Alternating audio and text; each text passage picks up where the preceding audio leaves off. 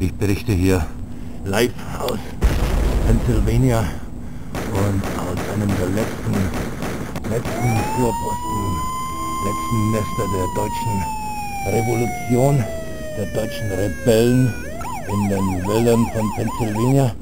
Es ist heiß hier, wie ihr seht. Es ist schwül und ja, der Nachschub ist zusammengebrochen und wir ernähren uns eigentlich nur noch von Regenwasser und was wir so im Boden finden, was wir so also aus dem Boden graben können. Ja, das sieht hier zum Beispiel ganz gut aus.